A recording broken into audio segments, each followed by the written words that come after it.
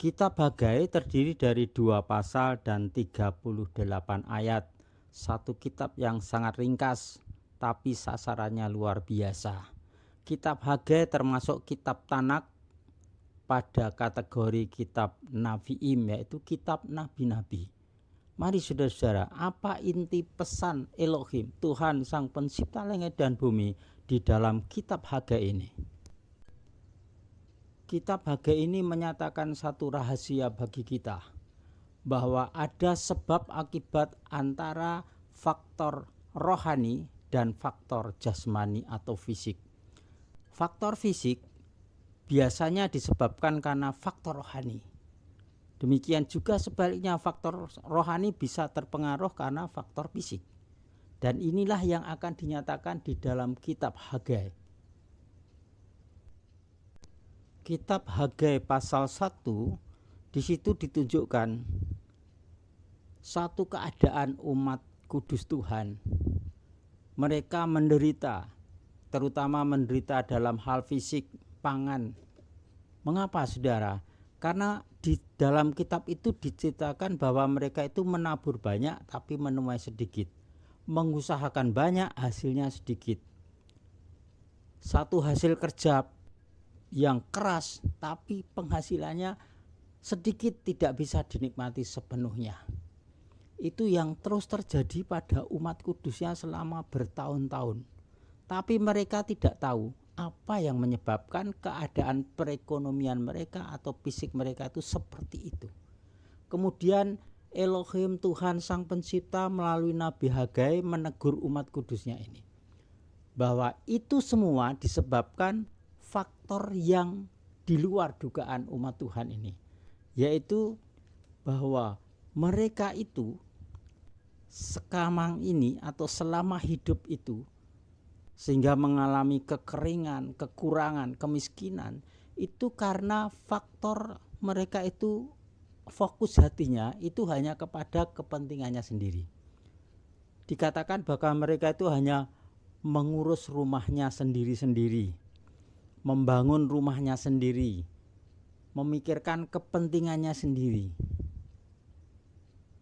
dan tanpa memikirkan kepentingan Tuhan yang mereka sembah. Karena itu melalui kitab Hagai ini ditunjukkan. Nah, sebabnya apa? Umat Tuhan baru tahu saat itu ketika Nabi Hagai menyatakan bahwa keadaanmu, miskinmu, kekuranganmu seperti itu karena satu hal.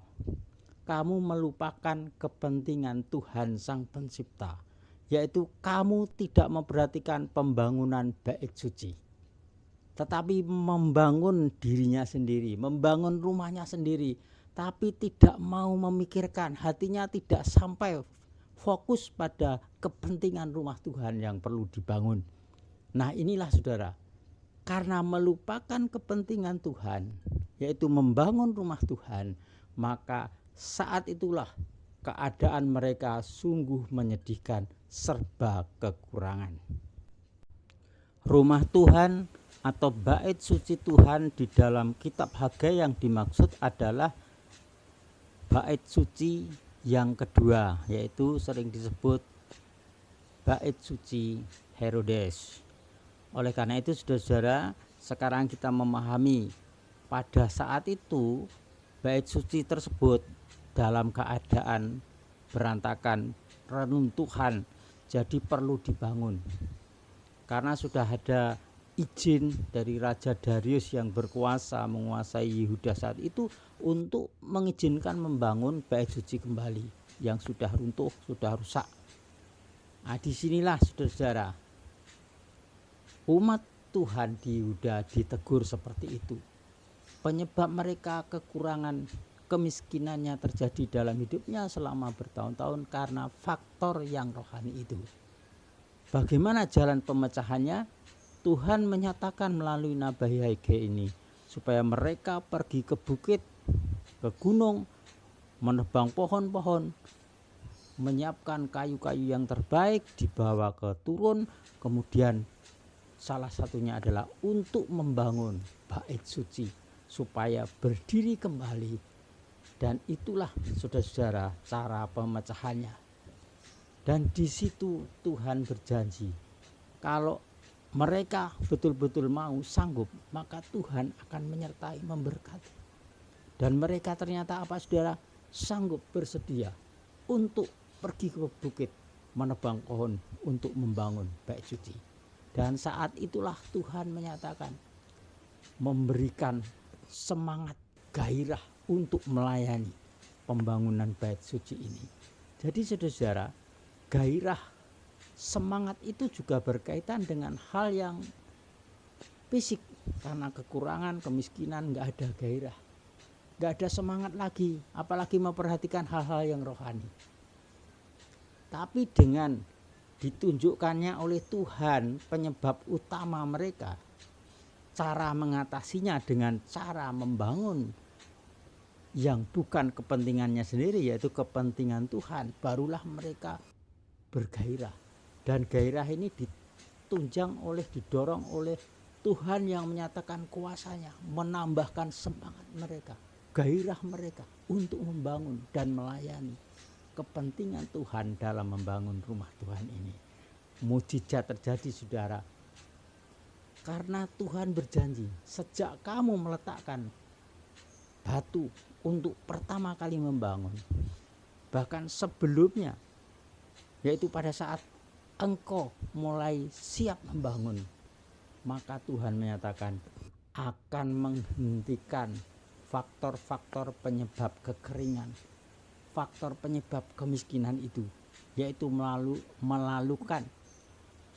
melenyapkan yang mengganggu tanaman dan hasil tanaman mereka. Hama-hama, ulat-ulat, belalang-belalang, dan semua perusak tanaman dan buahnya, itu semua dilalukan oleh Tuhan dengan kuasanya yang ajaib. Sehingga apa saudara, sejak mereka komitmen membangun rumah Tuhan, hidup mereka menjadi makmur, hasil mereka betul-betul penuh, bisa dinikmati. Dan seperti kita saudara, apakah saudara percaya dan menyadari sekarang ini bahwa pernahkah saudara merasakan bahwa sudah kerja keras, gajinya besar, tapi kok tidak bisa mencukupi kebutuhan rumah tangga? Usahanya banyak tapi kok keuntungannya tidak bisa nikmati untuk menutup semua hal-hal yang perlu dilunasi. Nah ini saudara, ada inspirasi dari kitab Hagai ini. Tuhan membuka hati kita sekarang. Sudahkah engkau membuka hatimu, fokus dan mengutamakan kepentingan Tuhan, bukan kepentinganmu sendiri? Itu menjadi salah satu jalan keluar dari kemiskinan, kekurangan kita. Itulah saudara, terutama di pasal 1 ditunjukkan seperti itu. Di dalam pasal 2, inti pokoknya adalah nubuatan di akhir zaman. Tuhan di situ menyatakan yang pertama bahwa Dia berjanji akan memenuhkan Roh Kudus kepada umat pilihannya. Dan itu digenapi saudara-saudara pada saat mereka merayakan hari raya Shavuot atau Pentakosta, yaitu 50 hari setelah kebangkitan Sang Mesias. Dan saat itulah Roh Kudus diturunkan dan mereka dipenuhi Roh Kudus dan hidup mereka berubah total. Dan sejak saat itu saudara-saudara, karena Roh Kudus diam dalam murid-muridnya ini, maka mereka yang percaya dan dipenuhi Roh Kudus disebut bait suci yang hidup.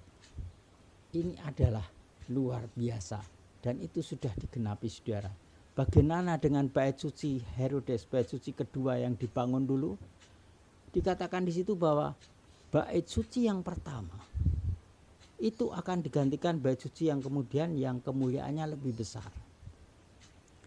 Dan itu digenapi saudara ketika Sang Mesias menyatakan bahwa sebelum dia naik ke surga, dia bilang pada murid-muridnya, bait suci yang dibangun megah ini akan runtuh, roboh, tak berbekas. Dan itu juga sudah digenapi saudara tahun 70 Masehi. Jadi 70 tahun setelah Sang Mesias bernubuat tentang kehancuran bait suci, itu betul-betul digenapi, dihancurkan bait suci itu, sampai sekarang tidak dibangun lagi. Jadi bait suci yang sekarang apa? Bait suci yang sekarang adalah orang-orang percaya yang dipenuhi Roh Kudus, disebut bait suci yang hidup. Dan melalui bait suci yang hidup inilah Tuhan ingin menyatakan kebesarannya, kerajaannya di bumi. Nah, itulah saudara-saudara yang dimaksud rumah Tuhan yang hidup, yaitu kita, orang-orang percaya yang dipenuhi Roh Kudus.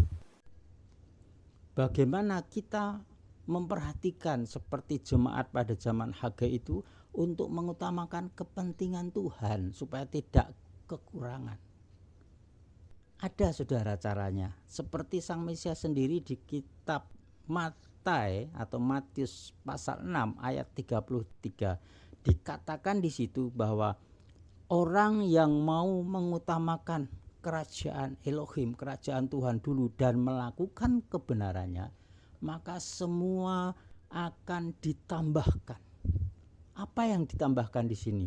Yaitu di ayat-ayat atau kalimat-kalimat sebelumnya saudara dari ayat tersebut, yaitu pangan, sandang, ya, perumahan dan kebutuhan hidup yang lain. Itu akan ditambahkan. Berarti apa saudara? Orang yang mengutamakan kerajaan Elohim, kerajaan Tuhan dan melakukan kebenarannya di bumi ini, orang-orang itu akan mengalami hidup makmur, hidup dengan segala kelimpahannya. Apa maksudnya? Tidak kekurangan. Apa yang kita kerjakan dapat penghasilan. Penghasilan itu mencukupkan kebutuhan kita. Kita tidak pernah kekurangan. Apa yang kita usahakan Tuhan berkati, mempunyai keuntungan. Dan keuntungan itu bisa mencukupkan kebutuhan kita, bahkan lebih.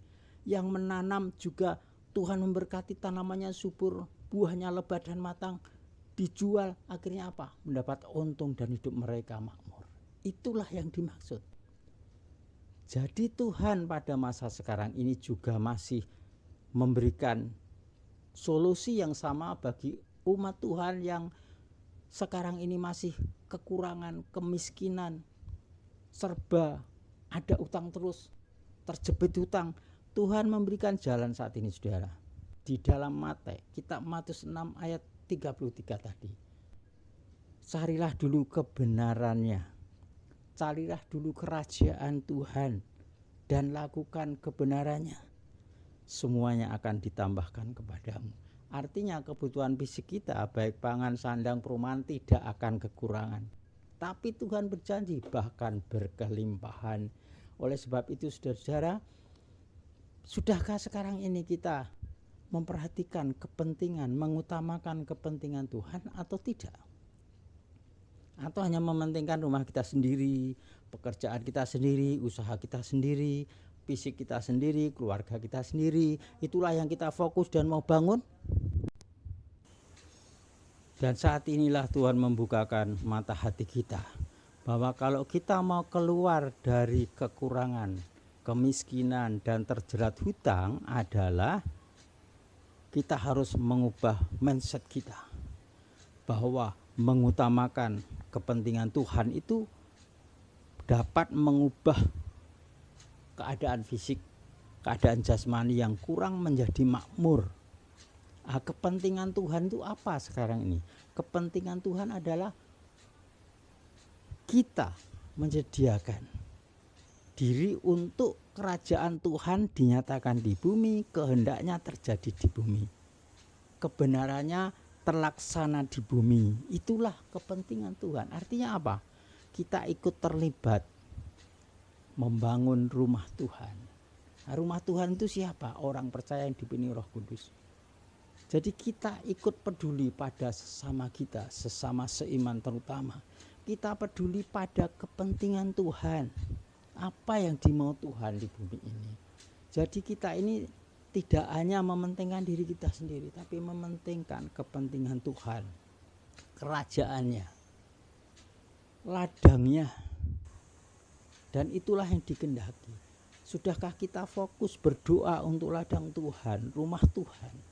Sudahkah kita memberi apa yang kita punya, bagian kita, sebagian kita berikan untuk membangun rumah Tuhan sekarang ini? Rumah Tuhan cara rohani.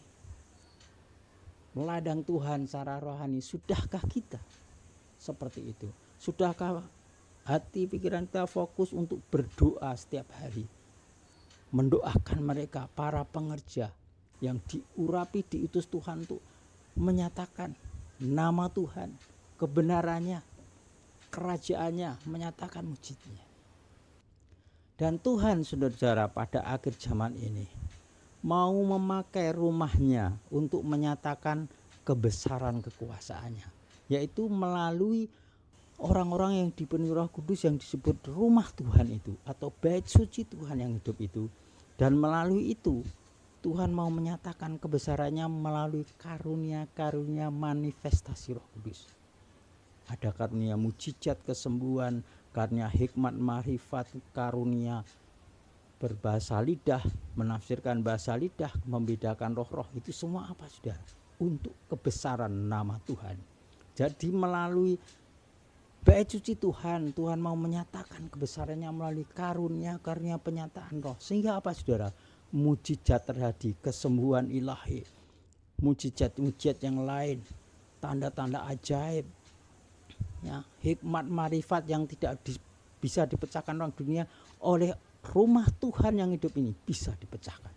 Tuhan mau namanya ditinggikan melalui rumahnya, yaitu orang-orang yang dipenuhi Roh Kudus.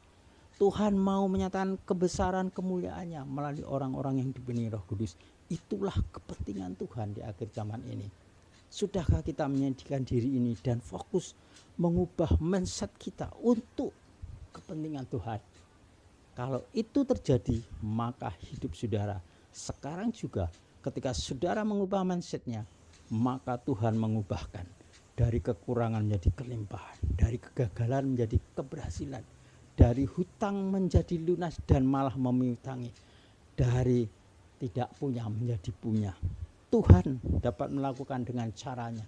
Jangan mengatur Tuhan, tapi lakukan saja, mengutamakan kepentingan Tuhan, yaitu mengutamakan kerajaan Elohim, Tuhan Sang Pencipta, dan melakukan kebenarannya, yaitu firman Tuhan harus kita taati. Terjadilah mujizat dalam hidup saudara. Dan di dalam pasal 2 itu juga, saudara-saudara, Tuhan menubuatkan tentang perubahan alam semesta ini. Ada matahari, bulan, bintang, daratan, lautan, itu akan mengalami perubahan, goncangan-goncangan dahsyat. Dan setelah itu, saudara, Tuhan menyatakan bahwa akan muncul bait suci yang kekal, bait suci yang kemuliaannya lebih dari bait suci yang fisik di zaman dulu. Bait suci kita yang hidup itu akan lebih besar lagi. Bait suci yang mana itu, saudara? Di dalam kitab Gilyahna atau Wahyu pasal 12:21 disebutkan, ketika Yerusalem baru turun dari surga, bersamaan itu juga muncul bait suci Tuhan, buatan Sang Pencipta langit dan bumi, Elohim Yahweh. Dan bait suci ini adalah bait suci yang kekal, bukan buatan manusia tapi buatan Tuhan sendiri. Nah, inilah bait suci yang kekal, saudara. Bait suci yang kemuliaannya melebihi bait suci sebelum-sebelumnya, bait suci yang turun dari Samayim atau dari surga. Dan itulah kekekalan. Dan itulah, saudara-saudara, rahasia yang dinyatakan di dalam kitab Hagai. Singkat, hanya 2 pasal, 38 ayat, tapi isinya luar biasa. Karena itu, saudara-saudara, dengan kitab Hagai ini, marilah kita mengubah mindset kita. Mari kita mengubah pola pikir kita, kehendak kita, untuk berubah dari egoisme mementingkan rumah kita sendiri, kepentingan kita sendiri, berubah menjadi mengutamakan kepentingan Tuhan, mengutamakan apa yang diinginkan Tuhan, apa yang Tuhan mau kita ikuti. Maka jadilah perubahan besar. Kita diberkati, kita dibuat makmur, kita dibuat hidup dengan segala kelimpahannya. Saudara-saudara, terjadilah ini atas saudara yang sungguh-sungguh percaya. Berkat Bapa Yahweh di dalam nama Yesus atas saudara, sehat sejahtera selamanya. Amin.